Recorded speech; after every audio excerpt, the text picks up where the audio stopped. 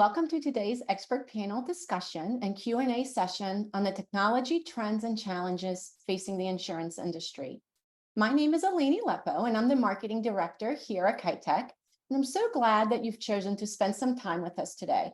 And I hope this presentation will be valuable to you.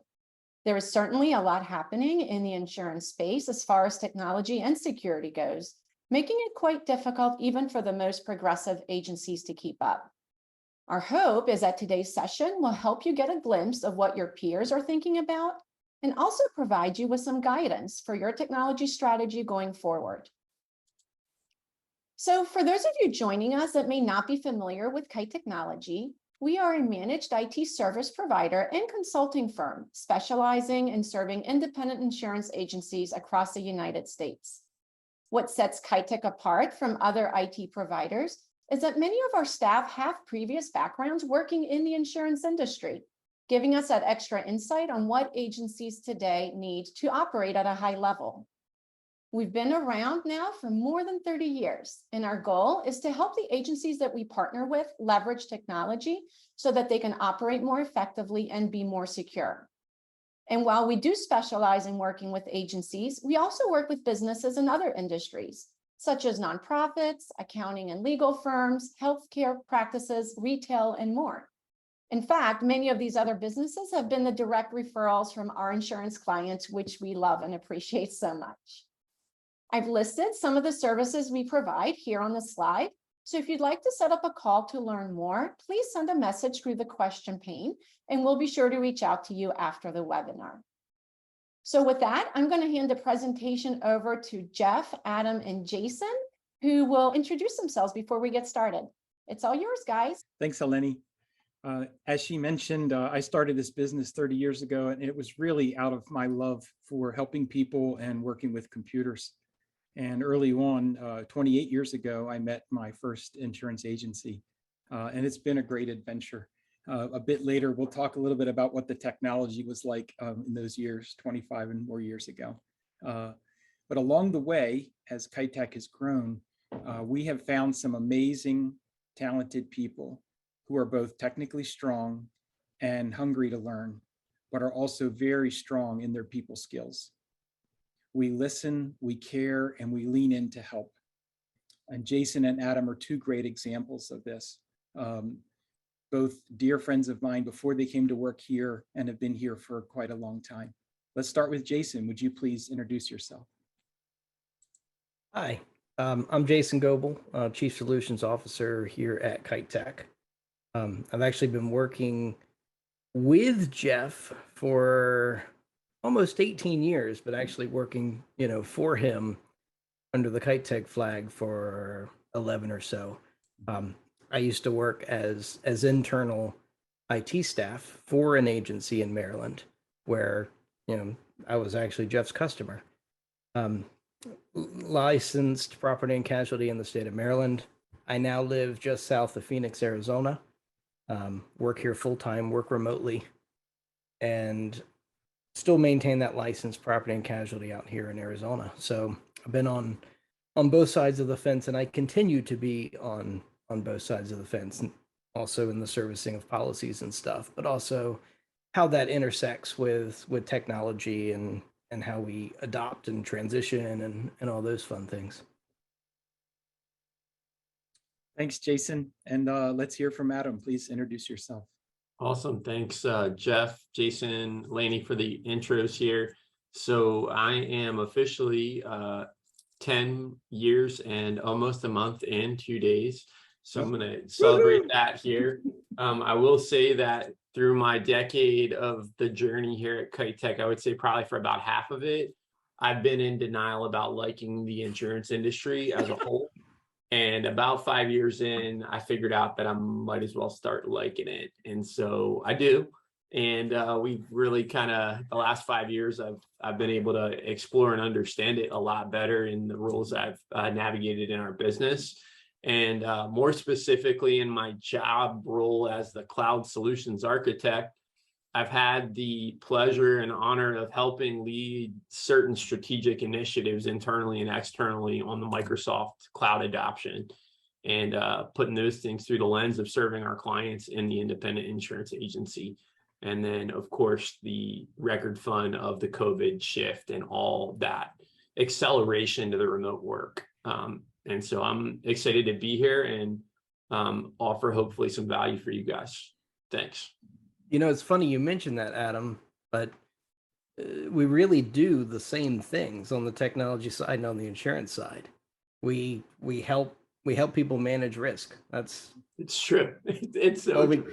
It's all we do. We use different tools, but the end goal is the same. Yeah.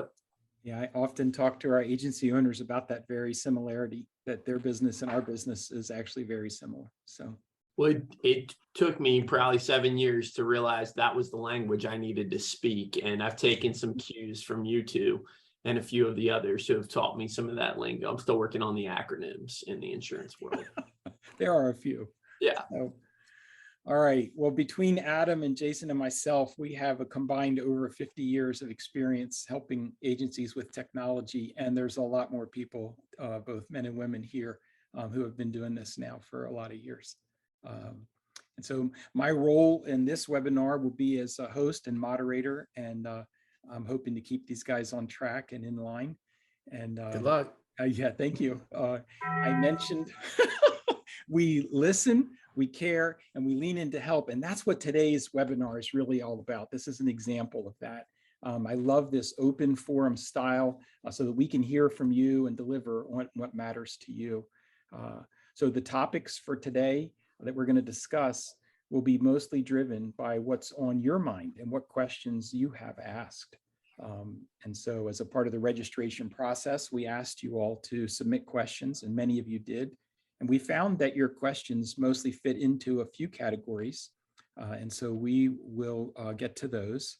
I just want to also point out this from a perspective standpoint today. When we're addressing your questions today, we're assuming that you're leveraging cloud infrastructure either already or in the very near future. We understand that on-premise infrastructure was the way to solve technology problems for many, many years. And in fact, that was our main line of business, putting servers in buildings and protecting buildings with, firewalls and all of that was a part of it. But today, when we think in terms of system security and high availability and ease of access, cloud is the clear winner. And so throughout this webinar, please feel free to enter some additional questions by clicking on the Q&A button. Eleni mentioned that. And as we plan, because we're planning to leave time at the end to address those questions. All right, so let's get started. We had a few questions that related to remote work, and we're going to let Adam kick off that topic. Go ahead, Adam. Awesome. Thanks, Jeff. So we're just going to start off. Bobby had asked some general questions around working from home.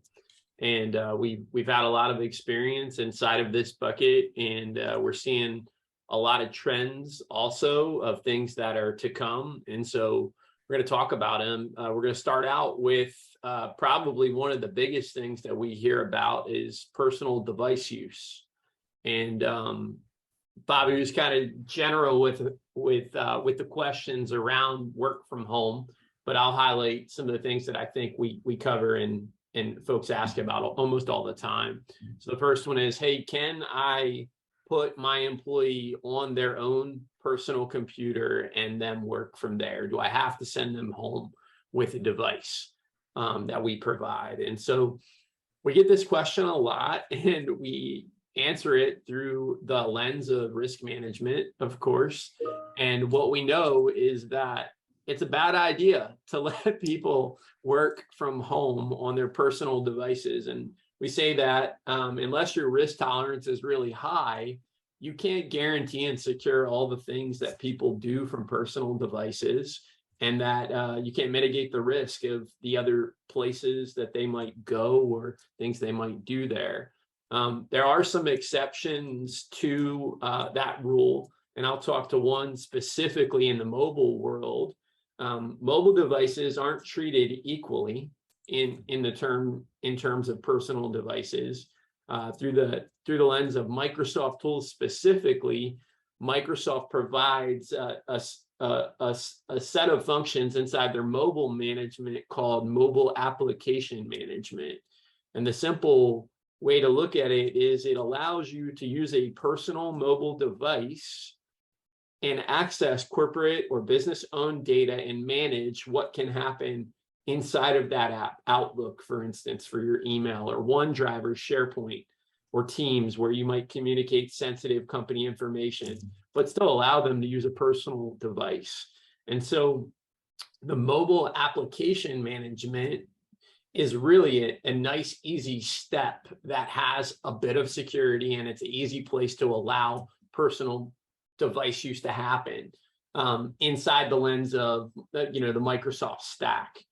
But we want to keep in mind here that people don't just work from their mobile devices, right? And so a lot of times people are going to need a full-blown desktop computer. Even if you're using a cloud-based application, you still may need to install that application locally and get to the data by way of the internet. And so we just want to call out that the security controls across different technologies aren't treated equally. And so more specifically, you could take your line of business application, and as an internal policy, you could say, yes, you can install it on your personal device. Again, bad idea. Why? Because you can't completely control what happens to that data. If somebody downloads client data on their personal device, you can't secure it and manage it and maintain it. Now, again, not every IT system is treated equally, right? But what we find is that an IT device, an endpoint, a computer, if you will, that's fully managed has the best case to mitigate and manage risk on. And so through the context of things that we have seen work from a personal device standpoint, we have seen personal devices be used to access a virtual desktop experience, or a virtual terminal server is an older term, or remote desktop, or Citrix. Those are some of the big platforms. And now there's Windows 365 and Azure Virtual Desktop. But fundamentally, what you're doing is you're looking through a window from your personal device into your work environment. Right. And those aspects of accessing the technology from a personal device are considerably more secure, though there's still a connection point on your personal computer. And so what we want to say is, from a personal device use standpoint, just know what risk you're taking on, right, and know that not all IT systems are treated equally in the controls that they have. So that's a little bit about personal device use and working from home. I'm going to talk about one more technical or computer related topic, and then I'm going to shift gears and talk about kind of employee engagement and culture and communication. One of the other challenges we hear a lot about is, what should my hybrid work setup be? And Julie had asked this question. What does hybrid work setup look like? And so we see it in 3 different flavors typically. One, we see a person who has a dedicated assigned computer that they'll work from. Sometimes it's 2 devices, one in the office and one at home. Other times, maybe it's a single device that's a laptop, and they move back and forth between home and the office. Right. In those scenarios, those devices are both managed by the organization in some central management system. For us, almost everything that we do is Microsoft cloud-based. And so we use Microsoft services to manage that. So then people ask the question, well, hey, should I buy a laptop? Should I buy a desktop? Or should I give them a virtual desktop and pay for a monthly per user license? What we find for almost every single one of our clients is that paying the dollar for a monthly virtual desktop over time is much more expensive, considerably more than just purchasing a laptop or a computer with a 3-year warranty. By the time you hit that 18-month period, somewhere in that 18-month to 2-year mark is about your break-even point. So for folks that expect to keep their employees for an extended period of time, it typically makes more sense from a cost standpoint to invest in technology for them and a life cycle associated with it that's tied to a warranty. The other side of it, if you use more seasonal workers or your workforce changes and scales, maybe you find that the virtual experience is a better thing for you because you have so much fluctuation. Or maybe you have a combination of both. Your seasonal workforce, is a virtual environment, and your full-time employees use, purely an assigned device. So that's a little bit about the technology and working from home as well as hybrid work. And I'll just kind of wrap up this section of remote work with a few words on culture and human connection. Yeah. So I'm a big people person, and a lot of people know that about me. I love to talk and all of that. So when we went through the experience here of the COVID shift and the office got really quiet, for me, I didn't realize that I missed people until probably about a year after everyone had vacated. And that's probably just a result of me being head down, doing all the things, running around. But I just want to call out, there is a culture shift that your company has likely already experienced if you've embraced hybrid work or remote work. And it's on the business to create a culture that's inclusive of people connection, specifically people connection. And so there's two tangible ways that we found that work. One is to actually call a connection timeout, whether it's a few minutes every other week or one-to-one meetings that you have with your employees. You could also do, a remote social engagement. We've done those, movie nights, game nights, those kinds of things. But it really does need intentionality in that connection. We have a huge technical team. We use chat a lot with emojis and all these fancy things. That's one way that our team connects. It's kind of foreign to me. I don't really understand it, but it is a way that we can connect. And so whatever it is for your business, just know you're going to need a place and a way to connect and communicate. And it's likely going to be different. If you haven't already picked up on that, it's going to continue to change. Yeah. And to that end, that same connection dynamic will extend to your customers and your vendors that you partner with to serve them. And so think about that as you approach people and connecting in this hybrid experience. That's Okay. it on modern work and remote work for me. There you go. Thank you, Adam.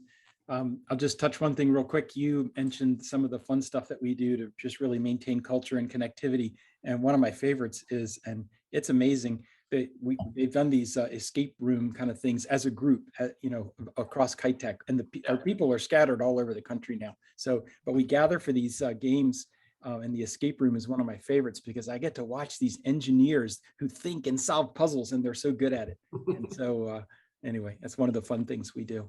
All right, let's pivot to security. And cybersecurity is such a hot topic these days, and things are constantly changing, and requirements used to be state level, and now they're being requirements are being more driven by the actual cyber carriers. And how in the world do we make sense of this and make right, wise, proper decisions? For that, we're turning to Jason. So go ahead, Jason. Thanks, Jeff. So I have three questions here. Actually, I've got a fourth that just came in that kind of runs in this topic. So I got 4 questions, which tells me there are a lot of you that were probably just too afraid to ask, because I can't go down a hallway without somebody asking me some form of a cybersecurity or cyber liability question, either internally or externally. Mm-hmm. So one question I did want to start with is Michael, who just put it in.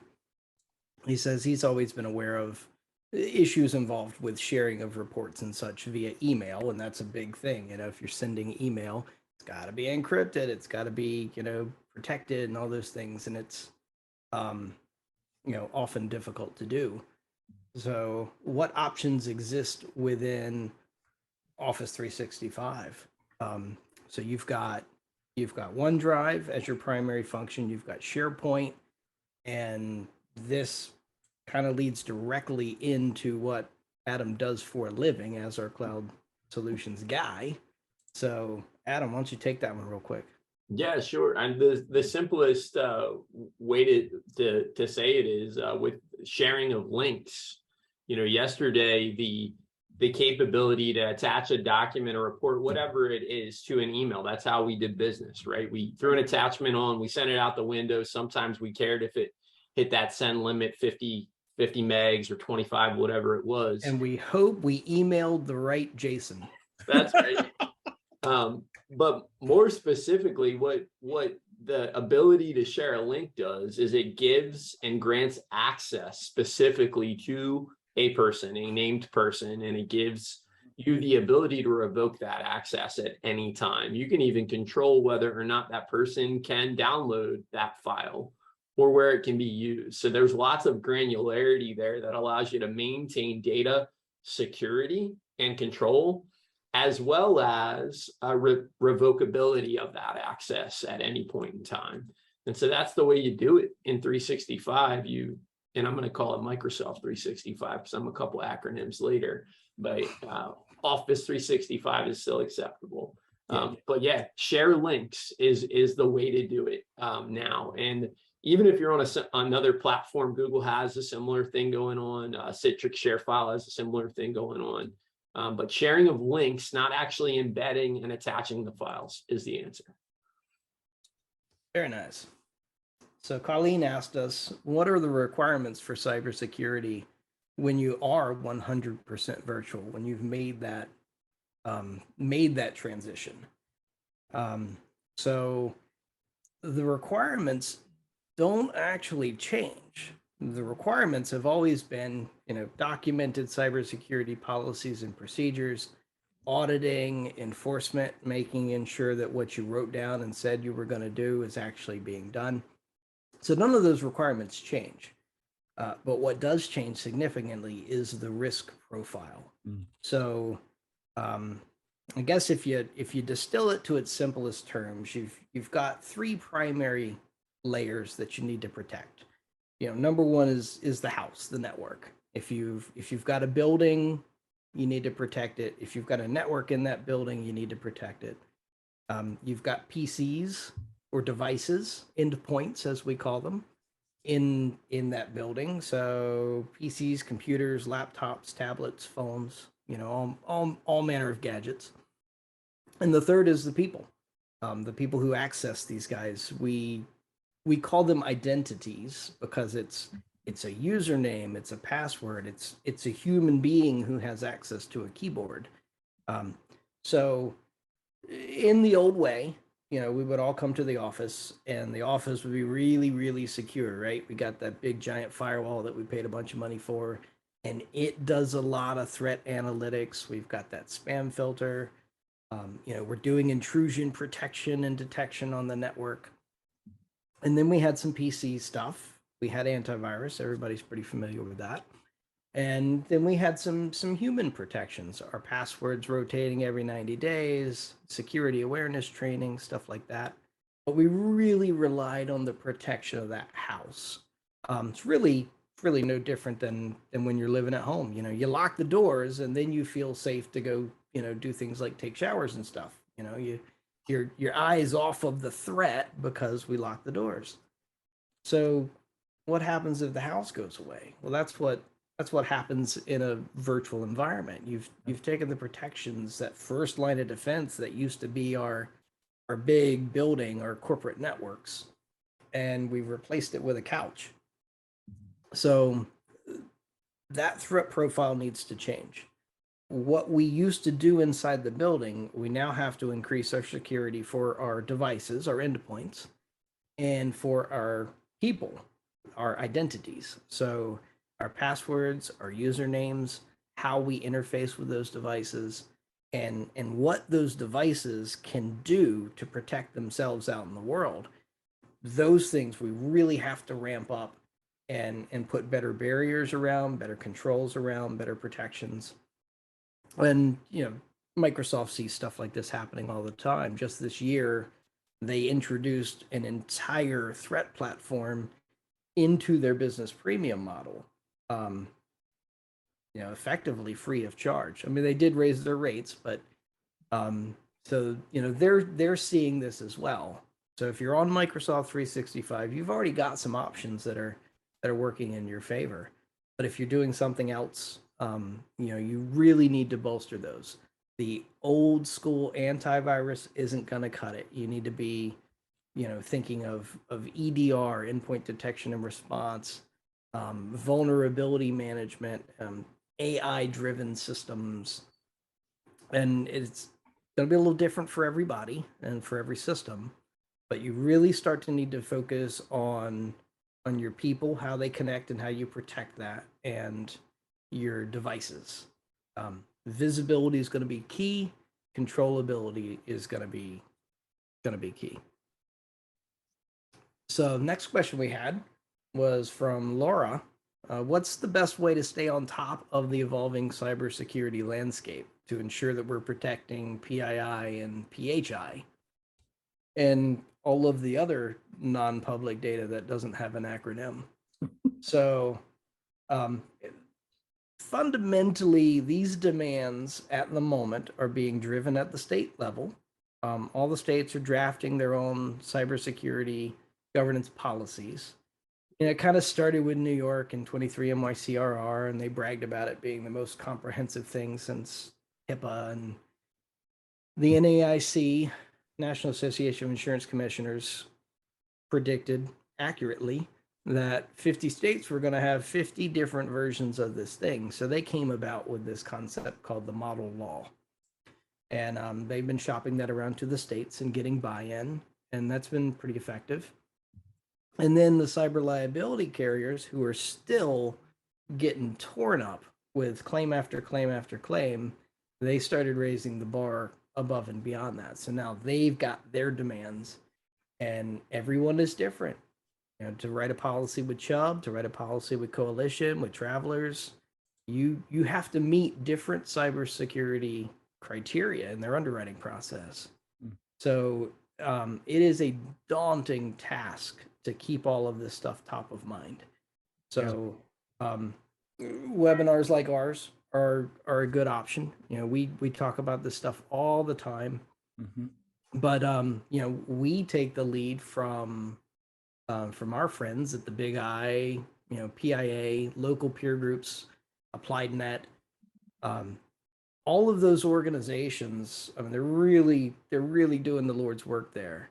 They've got their ear to the ground in every states that they represent, and they are very quick to engage folks like us, other subject matter experts, to get them presenting, to get them talking, to get the conversation going. If you're not a member of any of those organizations, you really should sign up, because it's they have never been more valuable than they are right now. So it's all very good, Jason, but I want to pivot to a specific question that Jan asked about the actual data entry process. Adam, could you touch on that just briefly, at least, on how do we know if it's safe when we're putting data in the system? Definitely. Yeah, this is such a big topic, and this covers a few aspects around what we would call data governance and compliance. Those technology-based terms are really things that there isn't a significant amount of policy and real accountability to yet that's driving down the agencies. But what I'll say is this, that the first thing you want to do, of course, is have a written policy that states how you care for the data you are a steward for, you're a shepherd for, if you will. And that policy needs to be understood by all, and it needs to be honored by all. That policy typically is driven by limiting that risk for the business and trying to care and custody, right, for that data in a way that honors the individual person, right? And so IT controls cannot do all the things. That's where written policy really takes and closes the gap on what limits of IT controls can do. But the best things you can do is use IT controls that are driving forces with best friends they're modeling off of some of these organizations Jason described, right? The Big I, the PIA, NYCRR, in security terms, there's two. It's NIST and it's the CIS controls. And at some point, the insurance industry will unify around those controls. I'm sure they've already started to in some degree. Right. What changes is the accountability and auditing that comes downhill. And so at the end of the day, have a written policy, do your best to have IT controls that are sticking with the standards, big players. They're going to be held obligated to, following those regulatory and compliance standards, and then pick vendors and tools with people that you vetted and that you trust, right? Everyone's a target. Everyone is a target. Everyone is a target. So you have to weigh your decision. Am I a target? You're a target. Just checking. Yeah, just checking. And no matter how big or how small this stuff is, so make sure you trust the people you do business with and partner.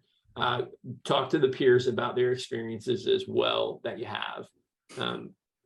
We are not far off from what security requirements are today. There being compliance and data governance requirements are in the next 5 years, without a doubt. They're going to start to come downhill after they standardize on these cyber liability policy requirements. So that's a word on data integrity and managing, stewarding data. Okay. We're going to pivot now. We're a little past halfway mark. So let's pivot to agency operations. I'm just going to touch on this one briefly because, as I mentioned, my first agency experience 28 years ago. And at that time, I remember a single standalone system with a dial-up modem, and that was access to a carrier system. And so a lot has changed since then. In the earliest days, faxing was coming in and printing to paper, and then that paper would get filed along with other stuff in a paper folder. Along came T-filing. Some of you will remember that. And then some real technology started to come into play, remote access through terminal servers, and then web-based applications. And so a lot has changed. So let's get started with a couple of these questions. Jason, let's start with you, and maybe on Robert's question about the transition from old school to new school and some new buzzwords. So go from there. Sure. So his question was, how can insurance benefit from technology such as the blockchain? What are some use cases, and how can an old school agency get with the new school? Right. So you got two things there. Number one is how can the old dog learn new tricks, and then you've got other technology trends. Hey, it's almost like we're in a technology trends conversation here. So the blockchain's out there, but I can tell you it's not going to be transformative directly for your business. Meaning, if I switch from a relational database to a blockchain database, you're not going to notice the difference. You're not going to service your clients any differently than you would before. But blockchain and concepts therein, systems that are designed for visibility and integrity, do present some pretty exciting opportunities on the back end. So, when you think about independent insurance agencies, they all have their own separate relationships with the Travelers and the Hartford of the world, and they all have a certain way of doing business, and they've all got things that make them unique, and they've all got things that make them very similar. And if we could find a way to anonymize that information, put it all in a bucket, validate its integrity, and track changes within the industry, what would that do for our businesses?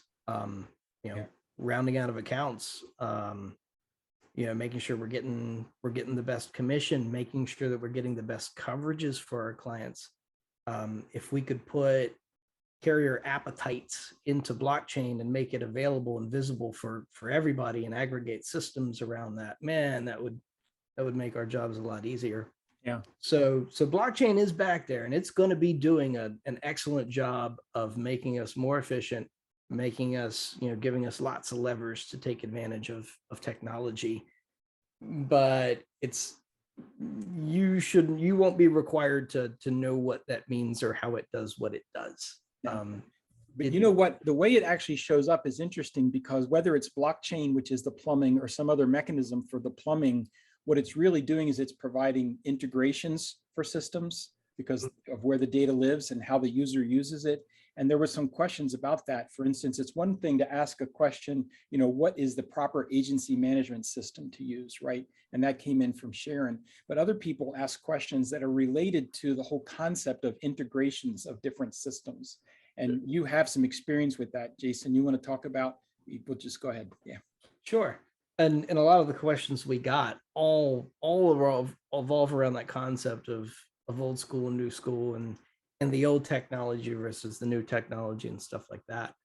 And there are two main drivers for these things, and why we're even trying to become new school. Like, auto policies are still auto policies, E&O policies are still E&O policies. Like, why are we trying to do this new fantastic thing? Mm-hmm.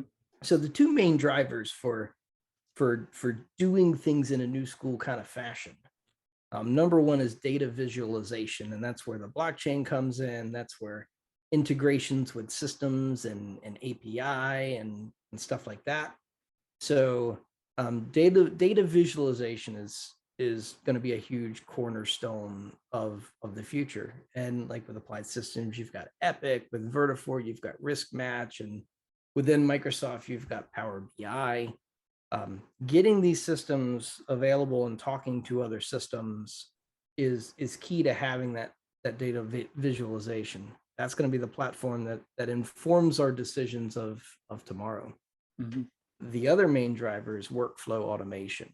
So we've got an awful lot of information in our agency management system, and we've got an awful lot of information in our carrier websites, and we've got an awful lot of information in Microsoft 365. So what we're starting to see are technologies we call low code and no code, meaning they're integration technologies, but I don't have to be a computer programmer to figure these things out. Zapier is a good example of that.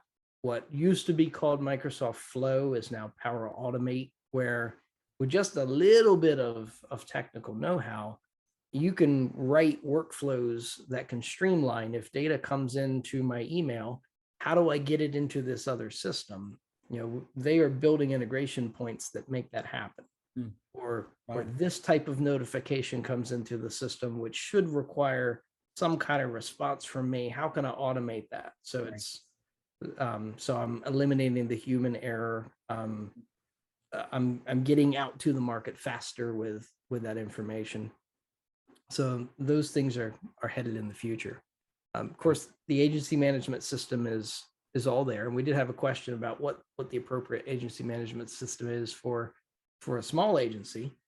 And to answer that question, you kind of have to take a step back.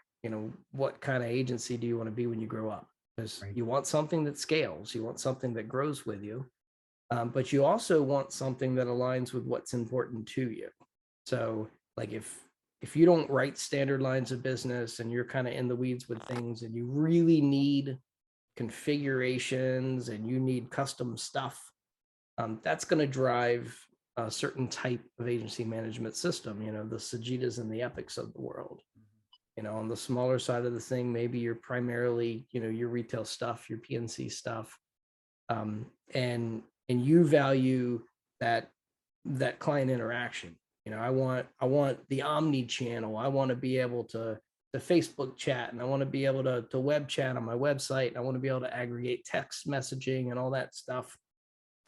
There are agency systems or front ends to agency management systems that really focus on that communication and collaboration channel.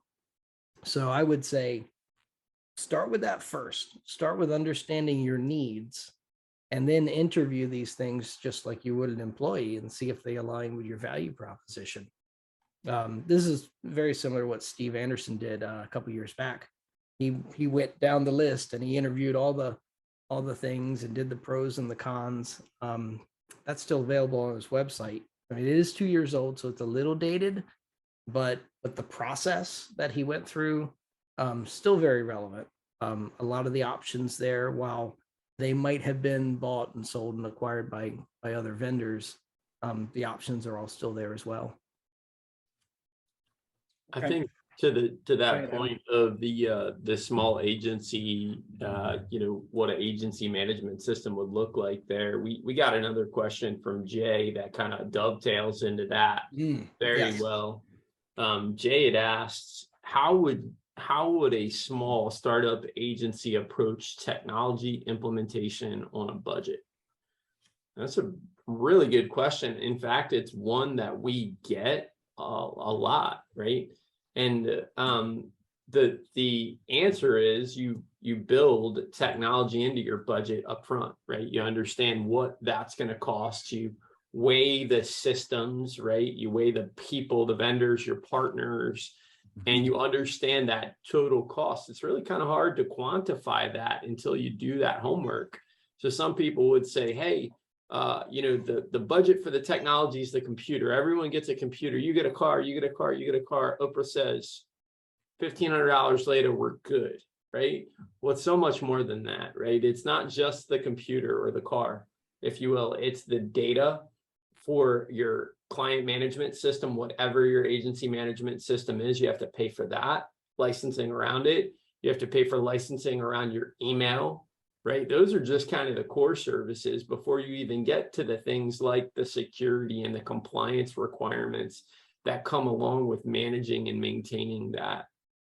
So what's your best bet? Your best bet is to place bets on things that are really high value and lots of features, even whether you're ready to invest in all of them today or commit to them today. Microsoft has a huge offering inside their Microsoft 365 Business Premium license. So much value and power. If you translated the cost of an on-prem environment there, it would be tenfold, probably at a small scale. And those numbers wane off as you get larger for sure. But at the end of the day, pick a platform, right? And you can't get everything in a single platform. That's just unrealistic, right? So you got to have an 80-20 rule in mind there and figure out how you're going to manage that 20 is a great approach. The same way you're doing that, looking at through the lens of your computers and who's caring for them and managing that security, the same thing is true for your agency management system. Weigh the list of the things that are utmost importance in how you want to run your business and weigh them out and look for that 80% in those choices that you make. Know that on the IT side, you're probably going to need more help than it is just buying PCs, right? Those kinds of things. Because even when you buy something from Microsoft or Google, they don't tell you what it takes to maintain it and secure it. They tell you, here's all the features, have fun and go get them. They don't tell you how complicated it is to use them, implement them, get that value. And that's part of what gets lost from a budgeting standpoint. The good news is for a small startup agency, you can start there first. And you can make those strategic decisions that allow you to scale with your business as it does. And so weigh those things out really well and get on platforms that provide most of what you're looking to do and where you're looking to grow tomorrow. Yeah, that's good. Thanks, Adam. Yeah.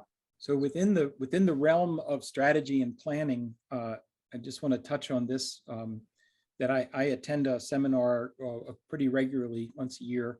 And one of the presenters there is a guy from Reagan Consulting, and really sharp people. And I'll just be very brief in this point, and that is that he regularly talks about the validity of the independent insurance channel. And a lot's going on with M&A and acquisitions. We all know, we're hearing about that. But the fundamental work that is done inside of the independent insurance agency is crucial and profitable. And so there's a good road ahead. But what it's going to take is some of the things that Adam already talked about is, being strategic about how do you grow your technology? How do you build a platform for your workers to be successful? And so I just wanted to touch on that piece. What about the costs of insurance technology? We're all seeing inflation things, right? And So Jason, do you want to make any comments on what you're seeing cost-wise as far as what it takes to run the agency technology? Well, Jill asked the question, right? Yeah. Yeah. Yeah, she did. Well, it ain't getting cheaper, I can tell you that. So you got a couple of things not working in your favor, right? So you've got inflation, which of course makes everything else more expensive. You've got cybersecurity experts and their notorious lack of loyalty. Those guys on average stay on the job 18 months, which is amazing to me how you would take that kind of stress on in your life, but that's the thing. So having the talent and acquiring the expertise and keeping the expertise to get this done has become really, really expensive. Yeah. And you've got, state regulations and cyber liability carriers just piling on with new and exciting lists of demands. So the level of security and compliance we deliver today is significantly higher than what it was last year. And it's not as high as it's going to be next year. I can promise you those things. So, prepare to spend more. I think statistically, from what I've seen, independent insurance agencies specifically have kind of under budgeted for that. When you look at the best practices of what Reagan Consulting puts out and stuff like that, you do see a trend towards under budgeting for that. But those costs will increase and they will be required either by regulation or compliance or contract.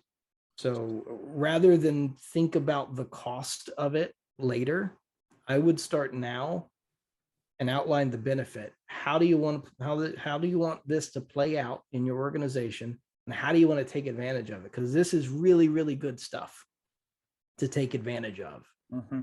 And if we do it now, if we do it right, we can brag about it. We can make it key differentiators in our businesses. Why, as an example, a while back, we undertook a third-party cybersecurity audit. So we had a third CompTIA industry regulator, right? Came in, audited all of our workflows, audited all of those things. Not because anybody told us to do it, but we wanted that feather in our cap. We wanted that key differentiator. Why would you do business with us? Well, here's why. Because these guys that are the industry leaders say we do a good job. So, you can start to leverage those things in your business when you've got them in there. So while, yes, the cost is coming, by getting ahead of that curve, you can kind of use that cost as a springboard to more sales, more efficiency, and then a better presence in the marketplace. I think that to that point of cost, Jason, in that question specifically, I think it's important to call out. We had a live question, and we've really taken some of these live questions as they came through, guys. We had planned on leaving them for the end, but we've really just been answering them along the way here, right, and setting pace around that. But Paul had asked, I'm an independent professional liability broker. 3 years ago, cyber insurance carriers only required that the name of the company, website, and revenue to quote. Today, MFA, EDR, and encryption are the minimum, and if ports are open, are the minimum requirements to quote, right, cyber. And so I think specifically what Paul's talking about is he's pointing out what we've just said. Right. The cyber liability requirements will continue to increase, right? And yes, there are websites out there that can help check ports and those kinds of things. Really, you don't want to just go to a website once a month and check a box, right? Just go do a port scanner. Shields Up is one I'll call out. They'll do a firewall port check, but they're not doing it on a recurring basis. So if you set it up on Friday and it happens once a month and you go in and click it, maybe that checks the box on the cyber liability policy. But what happens inevitably when you have some type of intrusion or a breach and a hole gets opened, and then you're stuck carrying the bag of that risk? And so really the thing to do is look at, companies that are providing services along these things, right? We deal in Microsoft, we say Microsoft words all day long. So it's really easy for us to say, hey, we bet on Microsoft. And right now we made a strategic play before COVID hit to start to invest in the MFA solution that Microsoft has, their encryption solution. And we didn't even know it at the time, but they were building a next generation antivirus client that we just kind of looped in Microsoft Defender for Business, which is an EDR-like platform. And we adopted that as fast as we could. And realistically, we know those requirements are going to continue to grow. So you really got to expect that in your planning cycles. Like Jason had mentioned, expect those things to change and those increases in requirements to keep coming. Hope that answered your question there, Paul. Yep. Good job, Adam. So I think we need to get to the questions people didn't ask but should have. okay. We got a couple of minutes here before we wrap out. Yeah. I'll go ahead and just take the first one. Yeah, let's go. Good. I mentioned it earlier when we were talking about data steward, being a good steward of data, a good shepherd of data, right? And today, the requirements, I like to say for security, like MFA, the cyber liability policy things we just called out, that are the requirements for today. It will not be long until the requirements for data governance, said a different way, data lifecycle, how long do you keep that data, that client data, those emails, those internal documents, how long are you legally required to, at what point is it more risk for you as a business owner or an entity that you're keeping them, right? That's data lifecycle and data governance. Right. That is already a requirement in New York's 23 NYCRR. There it is. It is very loose in its language, so it's very much subject to interpretation.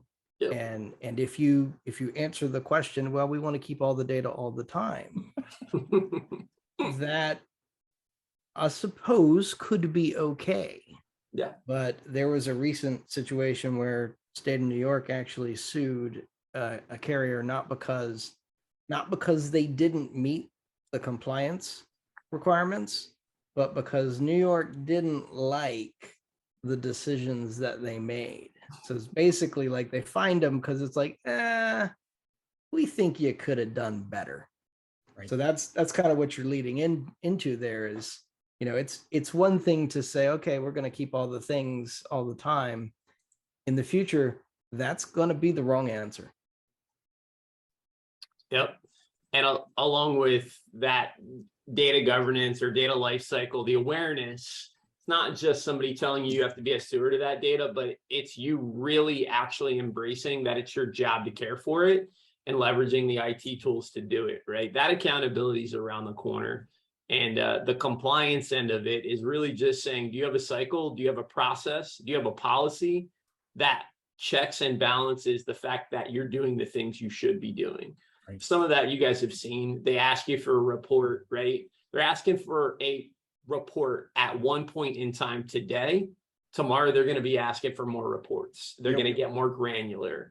That's just the reality. Jason, we got like 3 minutes left. How about M&A trends? Yeah. So a lot of the questions that I don't get asked or don't get asked in time is, hey, I'm thinking about buying this agency, or hey, I'm thinking about selling this agency. From a technology standpoint, what should I be considering? Right. And I understand why people kind of keep it close to the vest. It's the deal's not done till the deal's not done, and you don't want the word to get out and stuff like that. But if you're bringing on partners, if you're bringing on other agencies, either in a complete buyout or some kind of a merger stuff, know what you're getting into. A pre-sale review of procedures manuals, documented cybersecurity program, what their technology stack is. It'll tell you a lot. Number one, about their risk profile, risk tolerance, but it'll also tell you about their mindset, their operational maturity. Do they see this stuff as a competitive advantage, or do they see this stuff as a cost and a necessary evil? Right. Making sure those synergies are aligned, or knowing the gap that you're going to have to cross is critical. You know, if you're looking at an agency that has great financials, but every single PC in the place has to be replaced, and all of the email has to be migrated, and the servers have to be retired. I mean, it can be a very large expense that you just signed yourself up for. So at the very least, it makes sense to know that expense is coming. Right. And we see this with the M&A folks, with the acquirers of agencies. They're starting to pay strong attention to this type of stuff because they want the good risks. They want the shovel-ready projects, you know, for lack of a better term. Like, they want to know that they're getting this thing that they can just tuck in and just fire on all cylinders and go forward. So if you've got your cybersecurity program and your policies and it's running well, and you can demonstrate that you were good stewards of that data, and you've got a hybrid workforce or a virtual workforce, and you've crossed all the bridges of you know, what to do with the culture, but also what to do with data governance and visibility, it really puts you at the top of the stack in terms of like, man, I really want to work with those guys, and to acquire that business, I will pay more. I'll pay more than simple market value. We're starting to see a lot of that. So if you're using that stuff as a competitive advantage, it really works in your favor. There's one more question that came in here. I'm going to just answer it real quick. Go for it. I'm an agency owner. Matt says, with an internal IT guy, how do I help them be successful? You know, this is not a question we get asked enough. A lot of times the strategic involvement of IT in the plan for the business gets left off. Sometimes it's being handled by someone who's wearing multiple hats. They have a full-time job already.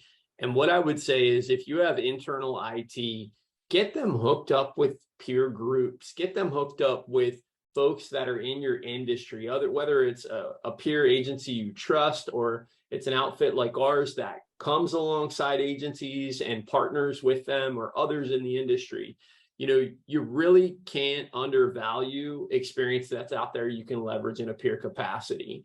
And so I would say, give the internal IT folks the capability to look out and network and build, for sure, because the lack of an aligned strategic plan that IT is helping be a part of and shape and steer in support of the business goals you have is just a ship waiting to sink as far as IT and risk goes. Yeah. Well, thank you for that, Adam.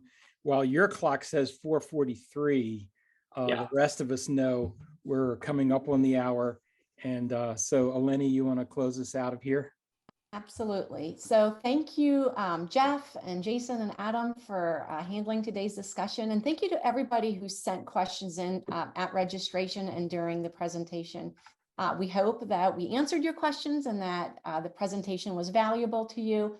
If you think of something new, these guys love to answer questions. So please be sure to email us. They do not get tired of it. Maybe they get a little tired. That is a very polite way for saying we love to run our mouths. Thank you. And good job, Jeff. It was almost a compliment to me. Thank you. Well, we enjoy these sessions so much. We prefer them live in a room, but this is the next best thing. So, yes. So just know that the Kite team is here to help you guys in any way we can. If you would like to set up a follow-up call to discuss your needs, or if you have clients that need some help, please don't hesitate to reach out to us. We'd be happy to provide some guidance and recommendations based on yours or your clients' needs. Thank you again all for joining us, and we do hope you have a fantastic rest of your day. Thanks all. Thanks, guys.